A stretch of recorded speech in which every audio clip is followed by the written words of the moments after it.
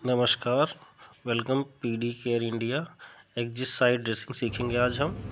सबसे पहले हमने हैंड वॉश क्लीन कर लिया है, उसके बाद में मास्क लगा लिया है, खिड़की दरवाज़ा बंद कर लिया है। अभी टेबल को साफ़ करेंगे, सैनिटाइज करेंगे टेबल को। उसके बाद टेबल क्लीन करने के बाद में हम म्यूप्रोसिन वाइटमेंट टी बैग रखेंगे, लिक्विड बीटाडीन रखेंगे, माइक्रोपोर टेप रखेंगे और हमारे पास ऑटोक्लेव ड्रम अगर स्टाइल किया हुआ है तो ऑटोक्लेव ड्रम रखेंगे, नहीं तो ये ड्रेसिंग सेट रेडीमेड आया है, इसको भी हम रख सकते हैं। देन हैंड सैनिटाइज़र के ओल्ड ड्रेसिंग जो पहले से लगी हुई ड्रेसिंग है उसको रिमूव करेंगे। रिमूव करने के साथ साथ में हम उसके एग्जिट साइड के साथ में प्रेस करके भी देख लेंगे कि कहीं से कोई पेन, रेडनेस या एग्जिट साइड में लीकेज वगैरह तो परफॉर्मेशन तो नहीं है। देन हम 7 स्टेप हैंड वॉश करेंगे। सबसे पहले हाथों को गीला करेंगे, अच्छे से झाग बनाएंगे। झाग बनाने के बाद में पहला स्टेप 1 2 3 4 5 6 1 2 3 4 5 6 हर स्टेप को हम 6 टाइम परफॉर्म करेंगे।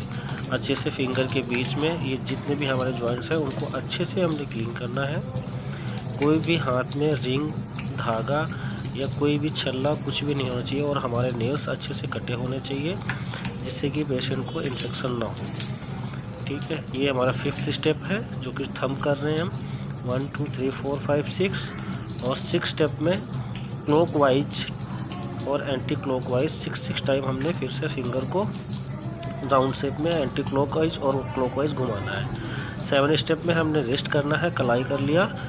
उसके बाद में हम फिर क्या करेंगे, एक सिंगल हैंड को हम वॉश करेंगे।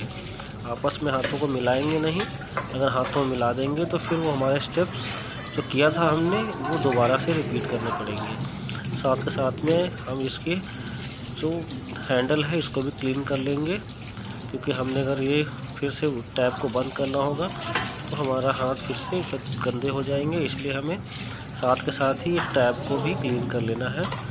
देन टैप को बंद करके हाथों को अच्छे से पानी निकाल के और ऊपर की तरफ को रखेंगे कि हमारे हाथ नीचे ना रहे। देन हम वापस आते ही अगर हमारे पास ऑटोक्लेव ड्रम है तो उससे हैंकी निकाल के हैंड ड्राई करेंगे। हमारे पास अभी ड्रेसिंग सेट है, उसमें से हमने एक बड़ा गॉज ले लिया है जिससे हमने स्टाइल गॉज है उससे हैंड ड्राई कर लिया है। यहाँ पे हैंड ड्राई के लिए स्टाइल गॉज या स्टाइल हैंकी ही यूज़ करेंगे, दूसरा टावल और नहीं करेंगे। उसके बाद हमने क्या किया है, बीटाडीन, लिक्विड बीटाडीन को गॉज में लगा के एग्जिट साइड पे हल्का सा, बिल्कुल हल्का सा लाइट प्रेस देके राउंड शेप में बाहर को निकलना है। जैसे ये वीडियो में आप देख रहे हैं कि एक पॉइंट पे हमने रखा और बीटाडीन को बाहर की तरफ को निकलना है, एग्जिट साइड से राउंड शेप में घुमाते हुए बाहर की तरफ को। कैथेटर को खींचना नहीं है ज़्यादा, कैथेटर में खिंचाव नहीं पड़ना चाहिए। अगर कैथेटर में खिंचाव पड़ जाएगा तो कैथेटर अपनी पोजीशन से हिल सकता है। 2 बार हमने बीटाडीन अप्लाई करना है। सेम प्रोसेस से 2 बार हमने बीटाडीन को ड्राई करना है, जो हमने बीटाडीन लगाया है उसको ड्राई करना है।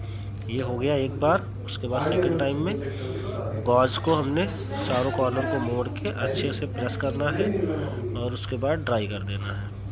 ड्राई करने के बाद में हम यहाँ पे टी बैग म्यूप्रोसिन वाइटमेंट अप्लाई करेंगे। अगर ईयरबड है हमारे पास, स्टाइल ईयरबड है तो ईयरबड से अप्लाई करेंगे, नहीं तो हमारे पास गॉज है, ये स्टाइल गॉज।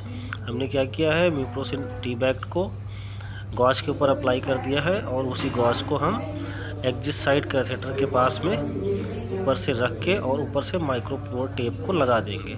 अगर माइक्रोपोर टेप को लगाने के बाद में फिर हम क्या करेंगे कि इसके साइड जहाँ से कैथेटर बाहर ऊपर निकला हुआ है साइड में, उसके ऊपर सी शेप को बना के, जहाँ पे पीडी बेल्ट के नीचे कैथेटर है उसको सी शेप करके छोटा सा टेप और लगा देंगे कि कैथेटर में कोई खिंचाव ना पड़े। और अगर इसको नहीं लगाते हैं तो हमारा कैथेटर खींचने का डर रहता है। हमारी ड्रेसिंग कंप्लीट हो गई है।